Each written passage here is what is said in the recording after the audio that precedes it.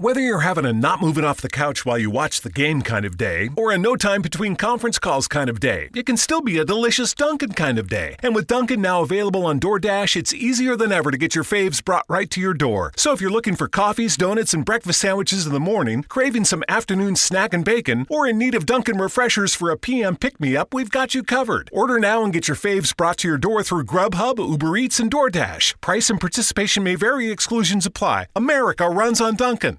The sweet aromas of the apple fritter, cinnamon roll, and blueberry muffin are hard to resist. So making it the rest of the way home without reaching in your McDonald's bag is no easy task. But nothing worth doing is easy. Wake up and pair any one of these sweet, fluffy, frittery bakery treats with a McCafe iced coffee. Get any size and any flavor for just 99 cents until 11 a.m. Price and participation may vary. Ba-da-ba-ba-ba. Today's episode of the podcast is sponsored by Grammarly Premium. Get a 1 month free trial of Grammarly Premium. Very fantastic software for editing those documents.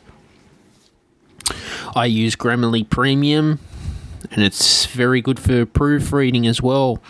Also, thank you to vidIQ. If you want to get those views, subscribers, watch time, monetization on YouTube, visit vidIQ to get your free trial. Also, thank you to Amazon Music Unlimited. You can get a free trial of Amazon Music Unlimited. All you need to do is visit my website to find out more.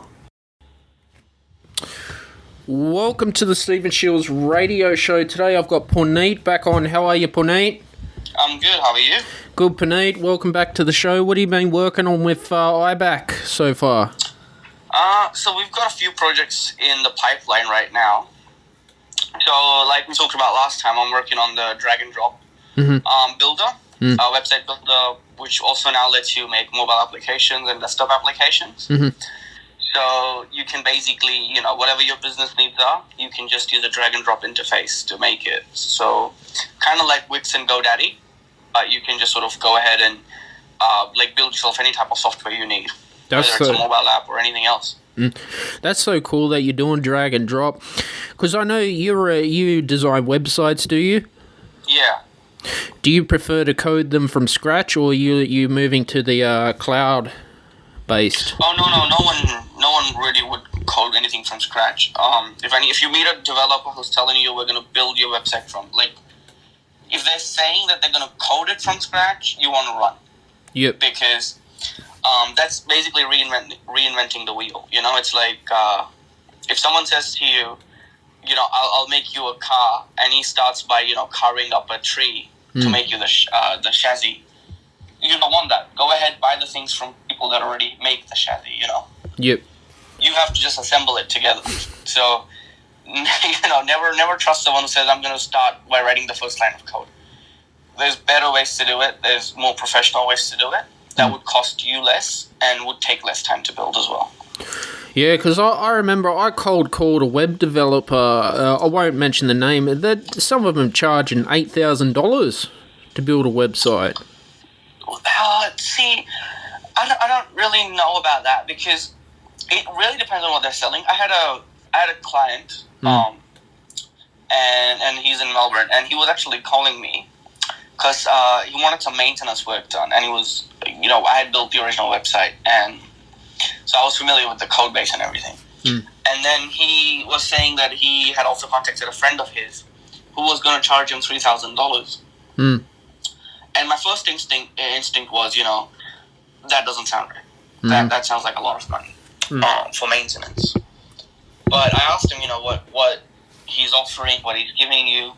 It turns out he wasn't just doing maintenance, he was also going to add a few things on, which, knowing the cost, it didn't sound so ridiculous. The only concern I had was that he didn't need any of those upgrades. So I said, look, you're probably better off without those upgrades. If you want those upgrades, we can provide them, or you can go to your mate. That price is reasonable. But I have to be honest with you, I have found... So, I'm basically saying that if you're starting your business out, $8,000 on a website is a lot. You probably if you need a place for your customers to come to and buy services from, you're looking at around $1,000 to $2,000 max.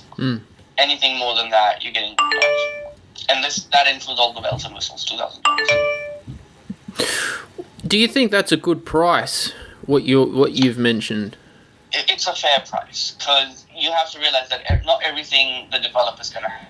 Some things they have to buy for you, right? They have to buy a server, a database, a domain name, security licenses. Because if your website's not secure, the client's browsers are going to tell them that your website is not secure and not to make transactions. So if you've ever been to like a website and tried to buy something, sometimes you get an alert saying, don't advance on this website because you can't. It's not because they're stealing your data, it's because that the connection is insecure. Doesn't happen on many websites nowadays, but it is still a thing. So, unless you go into like a huge company, with thousands of dollars, hundreds of thousands of dollars, they can basically go ahead and spend $50,000 or $60,000 on making the certificates, security certificates. But for the rest of us, we have to buy that. So those things cost you money, depending on the level of security that you want. It could be up to $500. So, and that thing really helps you when it comes to search results and everything else.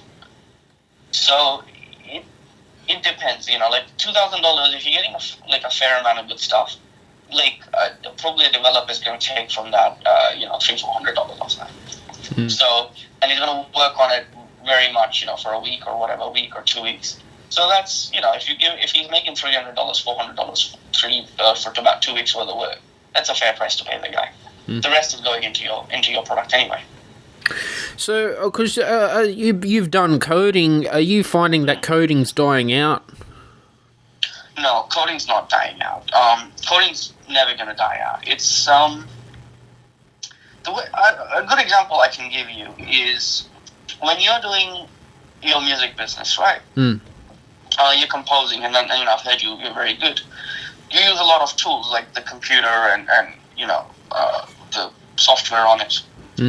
Now, those software, they're there to assist you, right? So they might replace a job, for example. Back in the day, if you go back 100 years ago or 200 years ago and you want to compose the same thing, you might need an orchestra or something. Or you need people who play those instruments, and you have to really understand, right? So it was difficult for you to compose that music back in the day. Nowadays, you have a computer, which, yes, no doubt has replaced some jobs, but has created jobs for entrepreneurs like yourself who can use their creativity without having to depend on a whole bunch of people and meeting their schedules and making sure that everybody's there and everybody's got healthy and all the equipment is there and all that. So it's open doors for you. So just because a software makes something easier or faster or better doesn't mean a composer is useless. The composer is always going to have value. Programming or coding is always going to be there. Just going to be there in a different form that you don't see as much. But it's not going to go away. Yeah, because you got all these. You got CSS, JavaScript, PHP, Python, Ruby. What else? So many of them. A bunch of text, Xcode if you're an app developer. Yeah. Do you develop apps?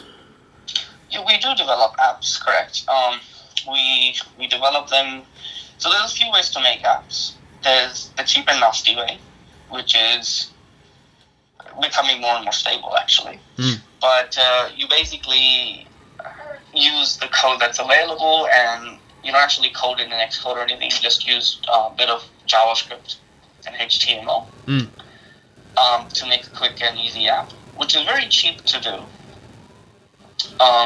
It's called a web app, and it's good. It's increasingly becoming more and more powerful, and I would like to see it overtake and become the default way of making apps.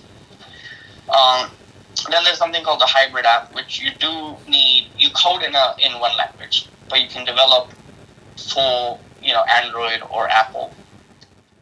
And then you've got the very native way of doing it, which is in Xcode, and you have to code specifically for that platform, whether it's for Apple products or whether it's for Android products, And those would be the best way to go, because they would be the best for CPU optimization, and your app would not crash or would, not use too much resources on the computer or the phone, making everything else seem smooth. But see, that would be the most costly, because that requires a lot of focus, and it's like specialization, A GP would cost you $25. A specialist would cost you $300, and a surgeon might cost you $3,000. So it just depends on your needs. That's why a lot of times, when customers come to me or people call me, my first thing is do a consultancy with us. Sit down with us, and we will give you advice. Whether or not you go with us is a separate thing altogether. But doing that, what it lets us do is guide you to the solution that you need, rather than the one that you think you need. Because sometimes you think that, I'll just go to the GP and get my problem solved. But what you need is a heart surgery. And the GP is never going to be able to do that. Or sometimes you might think you need a heart surgery, and all you have is a bit of acid reflux. So a GP can give you the medication for that. So, you'll be surprised. And sometimes people think, he's just saying that, like, people want to spend money. But I've had customers willing to spend thousands of dollars on something very basic. And I'll turn around and say, guys, you only need sometimes even a free solution. And just be like, guys, you have no requirements for this. So I had a customer who needed only 10 emails sent a month. And he wanted to give money to MailChimp, if you're familiar with I use MailChimp. Yeah, so he wanted to pay them for using their API and everything else. And I think they do have a free version. I'm not too sure. I don't use it myself. But I said, look, and I've used MailChimp in the past for a couple of projects. But I remember it being much more complicated than the one I use. And I said, just go to that one. Go to Mailgun, and then they do it for free. But again, he was not a tech guy, so I said, don't even go there. Just go to your Google email, and you can send it via there. And because you're only sending 10 emails a month, you don't need to spend any money for that. But he was willing to spend, I think, $100 and something a month for a solution that was basically free. And I didn't need to charge him for that. He could have given it to me, but I would probably just say, mate, even if you come to me, I'm just not going to charge you, because it's going to be 10 minutes for the work, and I'm not going to charge you for 10 minutes. But what he needed was that consultancy, So for 1 hour we sat down, he paid the consultancy charges. I listened to his problems. I learned about his business, what he needs to do. And then I said, okay, what you need is a free solution. But if you can do that, you would probably be spending, a couple of $100 a month, every month, for a solution that was basically free. That's where you need the consultancy. That's where you need, someone telling you, guiding you in the right direction. So a lot of times, a lot of business we get is consultancy, actually, which I'm actually really happy about. It's obviously I want something that's going to be ongoing and stuff, but people having the ability to trust you, being respected, going, yeah, this guy's going to not drive me down the path that's going to be the most, profitable for this guy, but the right path. It builds relationships. Yeah, look, I think, consultancy is good. I've had consultancy as well. It does help in the beginning, but then it's like you've got to then go and do the work yourself. Because, fair enough, you're only a human and you don't know everything. And, as a consultant yourself, Punit, have you ever had people from different industries and you just don't know? Has that ever happened to you?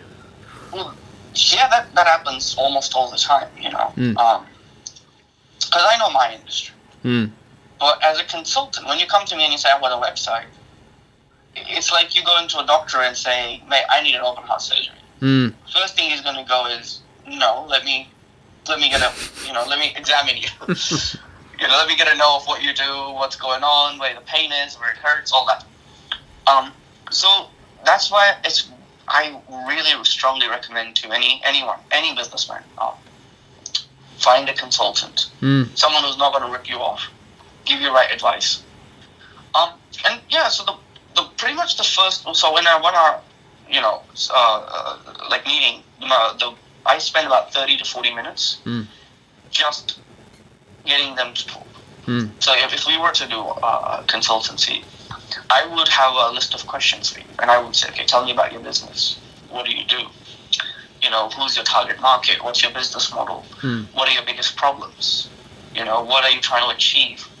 And then after that, I know that, okay, so you just need a GoDaddy website, for example. Or, you need something much more complex. And it depends on that. Sometimes it's, if you're not my client, you're not my client. I'm not going to force you to join and come with me. Or I'm not going to try and make you, convince you to come with me, because that's not right, because eventually you're going to figure it out. And you're not going to trust me again. But if I tell you today that, hey, you need something cheap or even free, that's available out there, go do that. And then next time when you need something that requires money, you trust me. So you're going to come back to me, you're going to be sure that I'm going to guide you down the right path, because I took care of you before. So my first thing is, whenever someone comes, I've met with people in the stationery business. I don't know anything about stationery, how it works, what the supply chain is. I've met people in the food industry, a guy who ran a gym. I don't know about any of that. So I get an understanding of their business. Then I identify where they need solutions, IT solutions. And then I tell them what they need. I can't help them with, like their business things, because I'm not a business consultant. I'm an IT consultant. I will help your business succeed in IT areas and sectors. So that's my area of specialty. But you're right, it happens. You're going to run into people that you are absolutely not, and you don't know anything about their industry at all. And then you just have to make the best of it, find out what they need, and then tell them how to do it. Because at Shiels Productions, I only give consultation in music. That's it. I don't know anything else about technology. It's just music, and I feel good about that.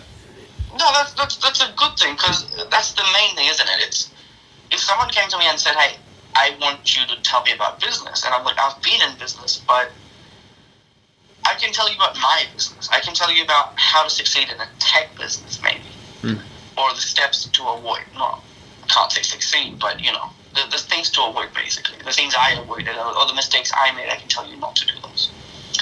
But, if they ask me about their business, and I'm going to be like, you want someone with a different skill set to me. Likewise, if someone not in a tech skill set is advising you on that, I would say, don't listen to them. They don't know what they're talking about. So it's basically like that.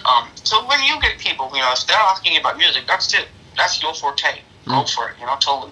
But if they start asking you about, business or IT or anything else, finance or whatever, just say, mate, you're better off talking to someone else. Because obviously, if you spend 30 minutes talking about finance and you're not sure about what you're saying, then he's going to think that, he paid you for 30 minutes for no reason. So it's better to just, stop it right there. I always do that. I just go, this is not my area. I will tell you to go and talk to a lawyer or talk to a financial, planner or someone like that. Do you give your clients who get consultation homework as well? I do. It's funny you said that, because a lot of times one consultation isn't enough, because they don't know what they need. Like, they have a really good business plan. They're really passionate about, let's say, their product. Actually, I'm currently talking to this lady, and she's really, really passionate about her business. She wants to make candles, homemade candles, very beautiful. She showed me some samples, and I was very happy with that. And wants to sell them, and basically trying to figure out how she's going to do that. So I talked to her, and I realized that she has a passion, she has a product, but what she doesn't have is a business plan or a finance model. And I'm not the guy to tell you how to make that. I can maybe guide you a little bit, but I only know about my own business. So what I did was I said, I want you to go figure this out. I want you to go find other consultants who are going to tell you what you need. And then when you come to the execution stage, that's us. We will automate the execution. We will help you open up a shop front or whatever. Like virtual shop front. That's a website or whatever. we will guide you down, making sure that your products get to the customers and they can give you feedback and everything else. And whatever else you need. But if you don't have a proper model, who you're going to sell to, how you're going to sell them, all of those questions like who, what, how, when, why, like why are they purchasing, how are you going to make it, what time does it take you, what are the costs, all of those things. If you don't know that, then you're really not, you're really passionate. It's a hobby. It's not really a business. So I basically said, I want you to go and do this. And she got back to me last night and said, she's going to go ahead and go to a financial planner that I recommended because I go to them. And I said, go to them, talk to him, see what he has to say. And then, figure it out. Go to an accountant, go to a lawyer, whatever, all of that. Figure out your business model, then come back to me. And I'll help you through the procedures of it all. But till then, whatever else we discuss is useless because, your model might change halfway through. Which is, so that's, I guess, homework, in a way. But yeah, so what do you do? What do you give homework out? Yeah, for music clients, I would give homework out. If it was industry, research, target market. Yeah. Maybe if they write something, I'll have an idea of who their target market is. Like I found my target market with my composition as well, which is good. It took a while. Score analysis. Maybe if they need to make something neater on the score as well. Your voice is breaking up. Oh, can you hear me? Yeah, there's a lot of static though for some reason. Oh, yeah, it's been raining today. Yeah, so that's what I would do. No, that makes sense. See, what I do is I have the list of questions that I ask, so that gets them thinking. Sometimes I tell them to go back and come back after they've thought about it more, because otherwise, I'm going to give them bad advice, and I don't want to do that.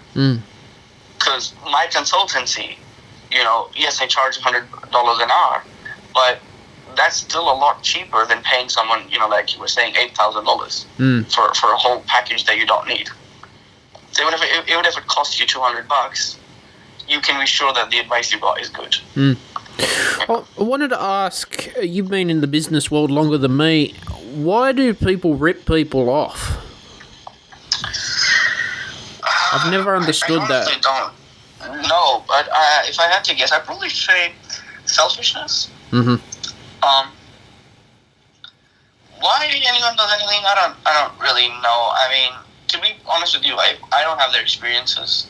I haven't been through what they've been through. I don't have their temperament or composition. So, if I did, maybe I would do no different to what they're doing. But I'm not them, and I don't have that. So, I wouldn't judge them. I would be wary of them, of course. I don't agree with whatever they do, obviously. But it's another thing might be that, some people I feel like may have suffered so much that they think that the only way they can get ahead is by ripping other people off. Let them suffer. And maybe some have never suffered, and so they don't really, they have no empathy. So it could be anything. But I think it comes down to those things. It's like if you've been ripped off a couple of times, it hurts, but you're not broken, so you will not rip anyone off because you understand the pain and the hurt and the feeling of betrayal that you would feel. But if you've been hurt so many times, you might not care, anymore. You're like, the only way I'm going to get ahead is if I start stabbing people in the back. I say that because if I've gone and ringed some web developers, one's saying he wants 8,000, someone says he wants $2,000. It's very frustrating. See, what you want in a developer is someone who's going to tell you. The first thing is you want someone who's going to listen to you. Listen to what your problems are. That's why I said consultancy is my first thing I tell everyone. Meet me, then we'll talk business. Because otherwise, I don't know what you're talking about. I don't know what to recommend to you. So if he's willing to listen to what you have to say, That's the first step of a developer. Or any businessman. Then the second thing is, once he knows what you need, he's going to identify. Because sometimes your products might need a technology stack that the developer doesn't use. And you'd be surprised, it happens to us quite often. Like, if you need a particular technology stack, I'm not going to... I'm going to weigh the pros and cons, How big of a project is it? How much do you need from me? How long are you going to be there with us? And if those questions are not satisfactorily, like, it's not mutually beneficial for us, then I will say, you need this, but we don't provide this service. So I would recommend going to a couple of other developers I know who do provide that service, and tell them exactly what I've told you. Inform them of what you need, and they will give it to you. But what happens is, a lot of times developers just tell you the price. They don't want to listen to what technology you need. Like, you were saying there's Ruby and PHP and Python and stuff. Now, I never used Ruby, so I don't know much about it. But, for example, Python and PHP are both backend languages. They work on your server. They do whatever you need to. And you should use them for different use cases, If you need to do, heavy, data-intensive work, you're better off using Python. If you just wanted some basic stuff done, not basic, but nothing too CPU intensive, then a PHP is good. If you wanted to do very quick development, good development, and quick, you're better off using Node.js, because it's very quick, which is what we use. So we can start delivering as soon as possible. I think the Wix website's using JavaScript. Some of the front-end would be JavaScript everywhere. Yeah. That you would, anything you see on your computer would almost always be JavaScript. It's the server that's basically always the different thing. And even with just the thing that you see on your computer, it's JavaScript, but it depends on, there's other ways to use JavaScript. There's something called library, and what they let you do is they let you make your website in a certain way that you need. If I were to explain libraries in a simple way, I can't really think of a good way of explaining it. But a library is basically a big file of code, right? And it lets developers build the front end, which is what you see, what you interact with, the website, the thing that you actually see of your website very, very efficiently. And if someone says they don't use any libraries, you want to ask them why.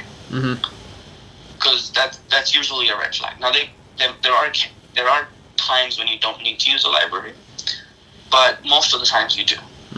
So, so we all use that. And even then, you have to decide, okay, if your website doesn't need a complicated library, I shouldn't be picking that. Because if I pick that, that's going to take more development work. And more development work means more man hours. More man hours means more ability. So people who are not going to consider that, you don't want them as your developers. If people, you go to them and they go, oh yeah, this is what your price is going to be. Well, they have not thought about anything that you need, have they? They've just told you they're only interested in their price. They don't care about you or your business or your needs. Right. And those are the people I would say to avoid. Right. Now, I gave you the figure $2,000, but I said it depends on what you need. But $2,000 for a startup is a good starting place. There are exceptions to that rule. But no more than $2,000 for general startups is a pretty good rule.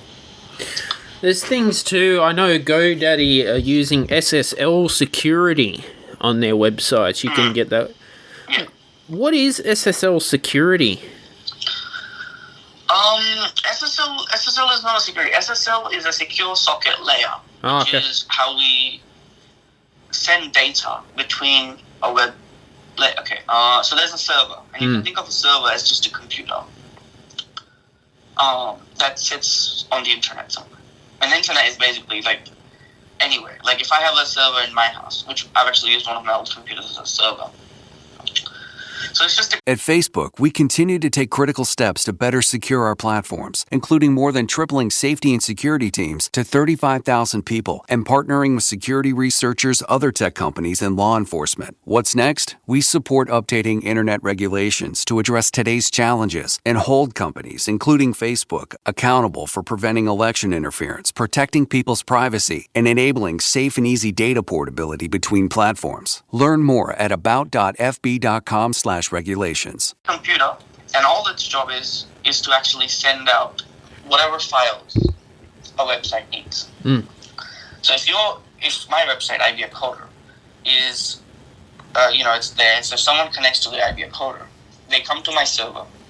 So let's say you're connecting to IBA Coder, so your computer basically goes online and says, I need to find IBA Coder server, IBAcoder.com server. So, and then through the internet, which I'm not going to go into detail of because that's very technical, but through the internet they tell you that this is the address. So you come to my computer, which is the destination, and you say, I want you to give me the files for the website, IBAcoder.com. So my computer, which is a server, will send you those files. And they will come to you through the internet and in your computer. And as soon as your browser receives those files, it will display them to you. Right. Now, let's say you make a purchase on my website, or you want to send me a message. How can you be sure that whatever you're sending isn't going to be intercepted by someone? And, whether it's your money or your private message or whatever it is. And someone's not going to, use that information, illegally or whatever. So what we do is we encrypt that information. So we take that normal looking. So if you send me a message, hello, Punit, it would take that and it would convert that into a. Can you hear me? Yeah, I can hear you. Yeah. The video just stopped, so that's why. So it would take that and it would basically scramble it up in a way, I guess. So that hello Punit would turn into some letters, numbers, and symbols. And then it would send that information over. So if anyone were to grab that information, they wouldn't be able to make sense of it. And then it would come back to my server. The server would descramble that information and go, okay, I know what he's saying. And then it does whatever it needs to with that information. So SSL is that. That's the basic encryption that you need. SSL is the basic. So there's if you're on your browser, you'll go to websites and you'll see that if you're using Chrome or whatever, you'll see that they have usually the lock symbol next to the URL. And that basically means that it's a secure website. Now, if the lock is green, it means it's got better security. If the lock is green with a name, that's the best security. So see, that's what I was telling you, the security certificates, they cost you money. Like, they cost the developer money. And depending on the level of security that you get, it could be a lot of money. But usually most websites just need the lock. That's enough. The basic SSL certificate is enough. So that certificate is basically like a file that does the encryption. You can kind of think of it like that. Yeah, and no, it's not. It's sent from the server. It is a subscription. It's an added thing too. Should businesses be using SSL? Businesses should definitely use SSL. 100%. But the thing is, I'm surprised that you have to pay for SSL, even with GoDaddy. Yeah. It's an extra thing. They're so big that they can just afford to give it to you for free. I don't know. It's surprising. I'd have to ring and ask. Yeah. No, they should be able to give that to you for free, because SSL is a basic requirement every website needs, and some company as big as GoDaddy shouldn't be charging you for it. Like, if we get an order above $3,000, we don't charge for SSL. No extra charge, no nothing. We can pay for it after that. Is that like WhatsApp, where it's encrypted? Similar. WhatsApp is encrypted. There's different ways to encrypt things, and different encryptions for different types of software and devices. SSL is pretty secure. Doesn't mean it can't ever be, decrypted. But it's so well encrypted that it would take an enormous amount of time to decrypt that information. Mm. WhatsApp uses a different type of encryption, which now they're not going to. I don't recommend staying with WhatsApp if you're worried about that. Like if you use Messenger and stuff and you don't care much for it, then it's fine. But I personally quite enjoy the privacy, because making sure no one else is reading my messages other than the intended target is important. So I use Signal. I've always used Signal. I've never used WhatsApp ever since Facebook bought it. I know WhatsApp was secure, but I still just didn't like it. Yeah, like that's different. Like different applications, different software will have different requirements of encryption. So you don't. That's called end-to-end encryption. Just so you know. But and even websites have it sometimes, but you don't need that. Like it really depends. Most websites don't need that. Very basic stuff. Basic stuff is enough. Yeah, it is, especially if you're a startup and your budget is very, very low. It's very hard to... Correct. You really don't. Like, I tell you, to be honest with you, so I'm just in the middle of uploading the sign-up system for iBank. So people can sign up, and soon they'll be able to play with the beta version of the drag-and-drop interface. So when I have the sign-up system included, I then added basic encryption between sending like sensitive information. I had obviously got the SSL certificate, which encrypted all the data anyway. But I still added a layer of another encryption just to make sure that your passwords and stuff are a little bit more secure than they would be through SSL. SSL is still pretty secure, guys, so don't freak out if you don't have that. I just did a little extra for my website. But so yeah, till then, like if I was sending messages to my business partner or any of the people I worked with, SSL was enough for that. I didn't really encrypt that info, because who's gonna hack me? Why does anyone want that info? Like you've got to, like, anyone who's building your encryption or your website or whatever and is telling you need this level of encryption or that level of encryption, he better have thought about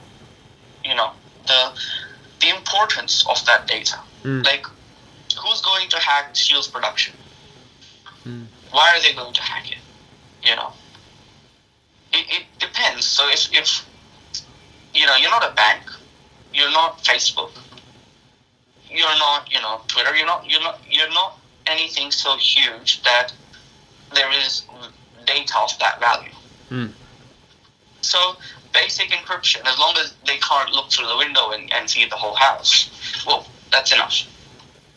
You don't need like a lot of security, a lot of encryption. It's like having a regular lock on your front door is enough. You're not a bank. You don't need the steel door with the fancy alarms and everything. No one's going to break into your house. So it's basically like that. So things like that always need to be considered. So this is why having a good developer who's going to listen to your business needs is very important. Well, see, this is what's frustrating. Like Microsoft Office and Word, well, there was one time you used to be able to purchase that for a one-off price. You had it forever. But now that Office 365 wants you to subscribe because apparently it's for security reasons. I don't know why they're doing that. Well, see, the thing is, the world is sort of moving to a subscription model. Look, it has its pluses and minuses. You can still, I'm pretty sure you can still buy the one-off model. It's just very expensive. Like I did buy it for myself. So I have my Word, which is purchased for my computers. Does it update frequently as well? Beg your pardon? Do you still get the updates for it? Oh yeah, I get updates for it until it's supported. Afterwards, I won't. Yeah. But the difference is that the 365 is in a way better than what I have, because 365 can go version to version. Mine will not go version to version. Like if my version is 2020, for example, I don't actually remember what it is now. But if this 2021 comes out, I won't get that. I'll have to buy it again. But if you're subscribed, you'll get that automatically. What it also means is that you have to pay for it. The subscription model, I think, is they're like all the software people are really promoting that for multiple reasons. Okay, if you have a website, I strongly recommend get it maintained, because let's say there's a new security vulnerability that was discovered that makes your website vulnerable. you're not an IT person, you wouldn't know about it. We're IT people, and we, barely just keep our heads above the water. Because it works like that all the time. So,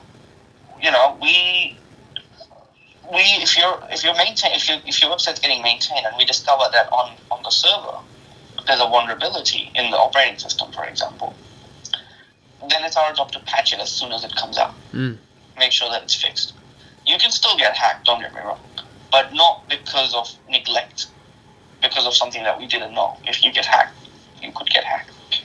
But, giving you the best software is our responsibility. And not just about hacking. It could just be that your software gets outdated and doesn't work anymore. Your website code got outdated and doesn't work anymore.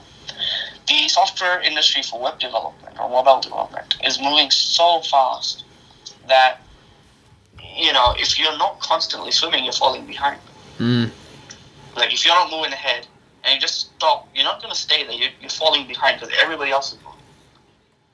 So it's becoming important that you do have maintenance. So service, that's the plus of that. The negative is obviously that you have to keep paying every month. Yeah, I wish we could just buy things for the one-off price and then it just updates and you've got it forever. But the thing is, if people give you the updates for free, then how are they making money? They have to pay developers to update it, to work on the updates and make the updates, and then if they give it to you for free, then it becomes like this. It's like, I can give it to you for free, like Google. When Google and other websites where internet was very young, they said that websites should be like the cable companies, where we will charge you money for visiting our website, and then that's it. But nobody wanted to pay for that. So what they did was, instead of selling you the website, they started selling you. So they started taking your personal information, personal data, and selling it. Now, what would you prefer? An invasion of privacy or just a small fee? A small fee. Sure that doesn't happen. Yeah. So that's the thing. It just depends. Now, Google is making so much money on selling you and your data that, they don't want to go back to the model of payments. Because they're making so much more money this way. Well, this is what frustrates me about, Google, Facebook, and Instagram. Facebook and Instagram, it's pretty much becoming like a marketplace now. Oh, yeah. Like, my Facebook page, I can set it up as an e-commerce store. People don't have to go to my website. But to me, I'd rather people go onto my website instead of the Facebook page. See, a lot of people are actually... And see, you're one of the very few people I've met who actually realize the importance. A lot of people think, okay, I have a LinkedIn account, for example. I have a Facebook marketplace. I don't need a website. I don't need a personal portfolio. You absolutely do.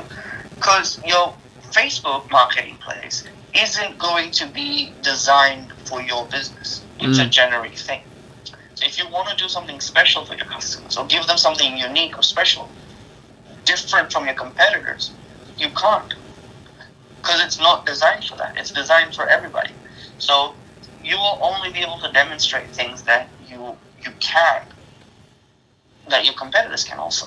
So if you want to maybe play them snippets of music that they can't download, or that they can't, that is perhaps in a beautiful way. For example, you have you do sheet music, and you have the recording of it, and you play that, and you show the sheet music being highlighted as the music goes there. I'm not really sure I'm explaining it right, but you understand what I'm saying, right? As the music is playing, the sheet music is moving so that people can follow along. So you can't do that on Facebook. Because that would have to be coded specifically for your website, which is very possible for developers to do. But if you just stop and you go, so then anyone who has a bigger following than you or better marketing team than you, they're going to win, even though your product quality is superior. So if you only compete in the Facebook marketplace environment, people with better charisma, better following, better marketing team, more money than you, who can invest more in advertising, they'll win over you. Yeah. Same for LinkedIn. Like, you can only show off a certain skill set. If you want to show off specific projects that you worked on, having a portfolio website is extremely important. Otherwise, you're just the same as the rest of us. See, I've moved also to another sort of website called Web Talk. It's like a new, I think it's sort of like a LinkedIn.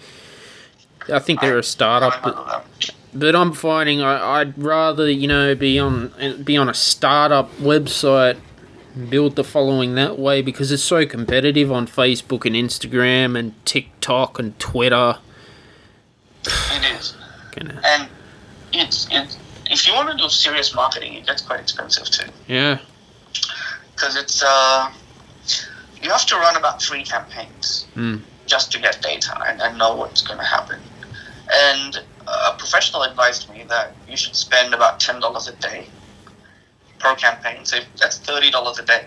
And if you do that for a month, that's $900. So that's nearly $1,000 just to collect data.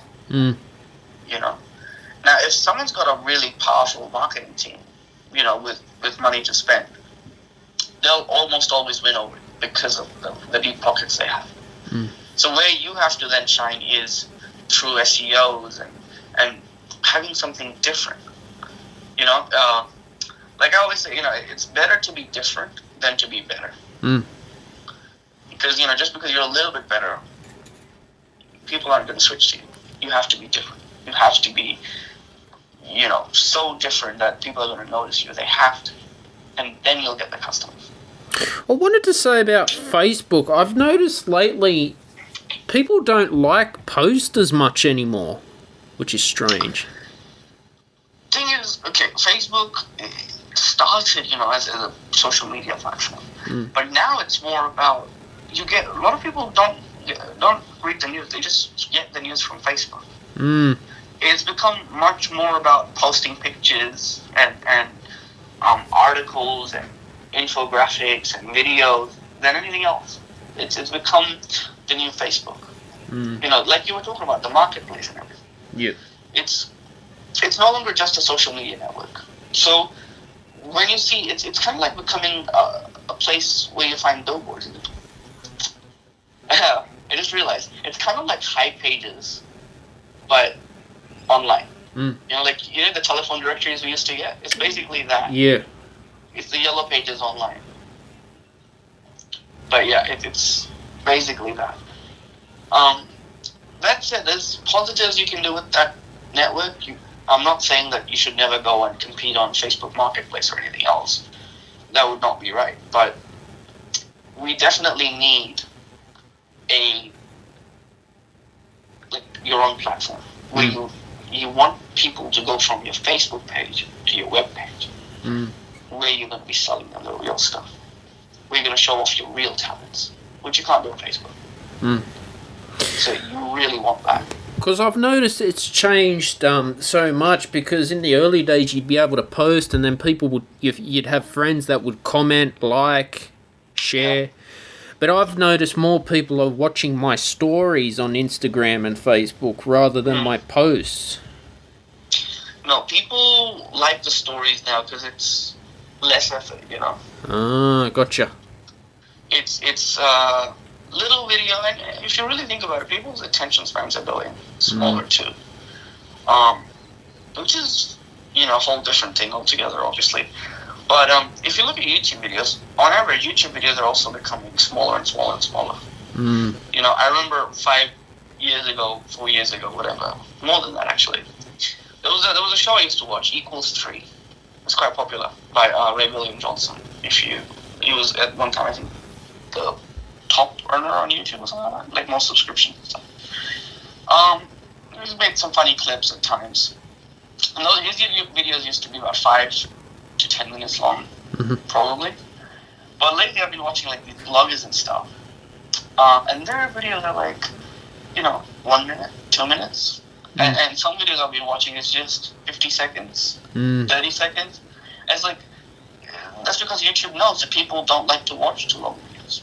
We have smaller and smaller attention spans. So reading your blog, reading your post is effort.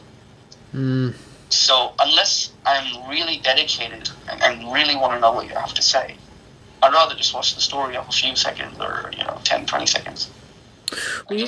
You look at Joe Rogan. You've heard of Joe Rogan, have you? From Fear Factor. Oh, right, yeah. Well, he does podcasts. His episodes go for 3-4 hours sometimes.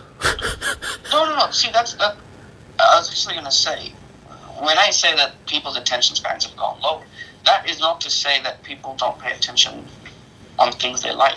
Like, when I'm watching, say, a tutorial for programming, something that I don't know or whatever, those things can go up to, a few hours. Like, the other video I'm actually watching is a 12-hour long video teaching how to integrate multiple technologies together. And it's something quite interesting. So I was like, yeah, I'm going to watch this whole thing. I can't watch 12 hours of video in one sitting, but I'm going to keep going at it and I'm going to figure it out. But I'm interested in that. So that's a different thing. But if I'm just watching for casual browsing, then I don't want to watch a 3-minute video. I want to watch a 50-second video. And that's what YouTube is basically doing. Facebook is basically doing. They encourage developers and creators to make smaller videos. And it's not that my attention span's gone lower, but they want it to be smaller. Because what happens is, if I click on a different video, then a new ad plays. If it's a 2-minute video, they're not going to have 10 ads in there. But if I watch in 2 minutes, if I watch 10 videos, I can watch potentially 10 ads. Every new video has a chance of getting an ad. So they want you to make smaller videos so that as much as they click away, the more ads they can show you. So that's the model. Yeah, well, that's where it's moving as well. I've noticed you got the highlight reels on Instagram. I find they do very well, much better than any of the stories and the posts or the IGTV.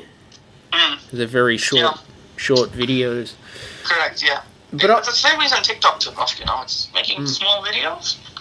Just small things and people will just watch it. And remember, what was it, Wine a few years back, and I think it's dead now, but the streaming platform, which we only made 6-second videos. Yeah, so that was the main reason Wine had taken off at the time. It's just quick, and it's a really good business model because every 6 seconds you have a potential for making showing some ad. So you get so many ads in, like, if I watched a 5-minute video with 2 ads on it, for 5 minutes I'm only seeing 2 ads. But if I watch 30-second videos, in 5 minutes I can watch 10 videos. And in 10 videos, maybe I can watch 5 ads. So, they're still winning by 3 ads. So that's the whole model. But what's next for Facebook and Instagram? Because they seem to be it's like they're on top of the food chain in the internet world. What's next? They've done it all. They're really going into AI. The world's moving into AI, Yeah. And that's both scary and good. In some areas, AI is doing wonders, like surgery and stuff. Things that human doctors can't do, AI can do much better. Also, the self-driving cars and stuff is a real blessing because we can save on the ability to, having drivers available all the time for people who have vision impairments or other problems, or even minors. If you have a self-driving car, come pick up your children. That's awesome. I think Tesla's got something in their cars that you can put it on auto drive or something like that. Yeah. There's also that thing where Tesla. I think the newest version of Tesla is like, if you can't find parking, it will go and park for you or something. Yeah. So it's fantastic in that way. But so there's blessings there, but at the same time, there's also a negative way people use AI.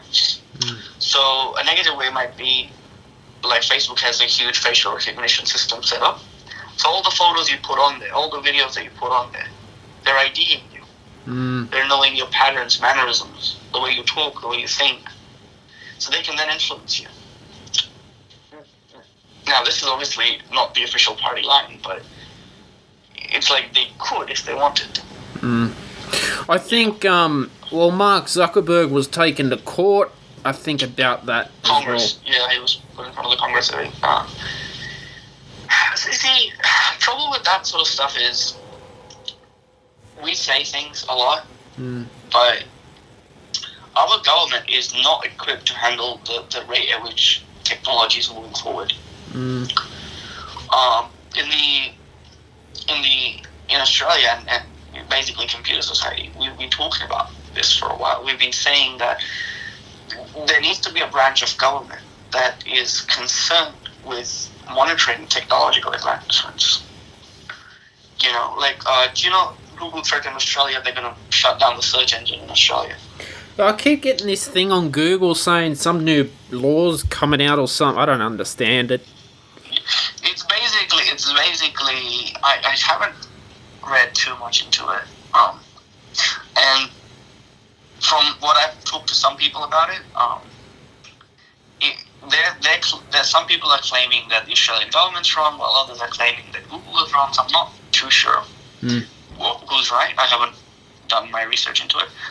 But whatever it may be, one thing I find a little ballsy and maybe even a little wrong is that no private entity should have so much power they can say to a government that if you don't like us, screw you, we're going to leave and you're going to be stranded.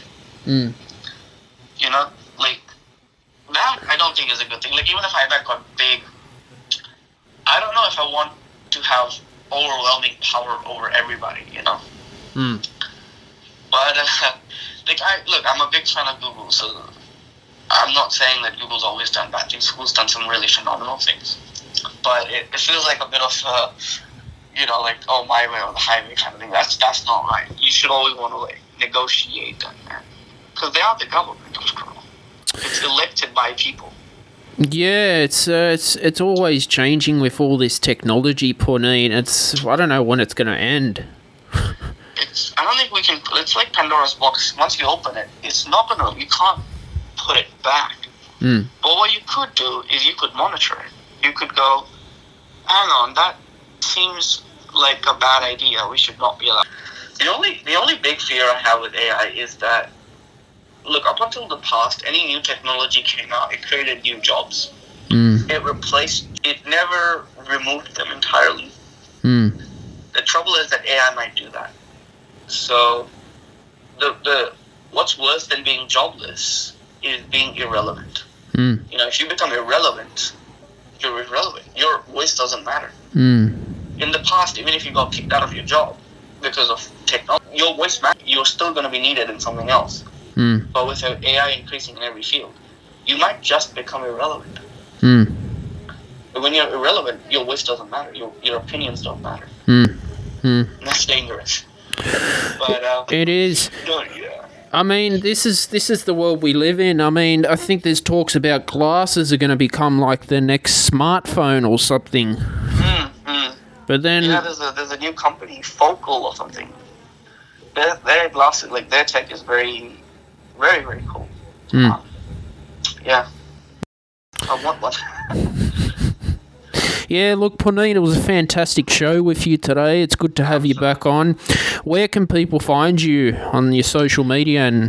So if you want to find me, you can find me at @IVAcoder on any of the social media. And on my website, it's going to be iveacoder.com. So if you just search up IVAcoder, so it's IVEA Coder, you will find it basically everywhere. So yeah, that should be the first result that shows up on Google and everything. So you should be right.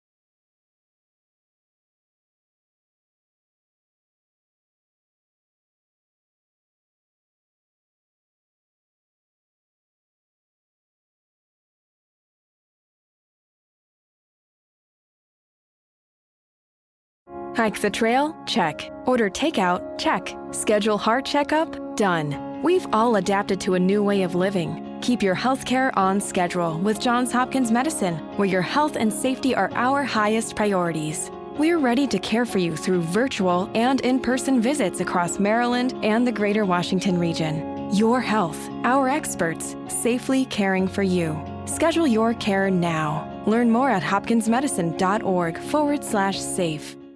Hike the trail? Check. Order takeout? Check. Schedule heart checkup? Done. We've all adapted to a new way of living. Keep your healthcare on schedule with Johns Hopkins Medicine, where your health and safety are our highest priorities.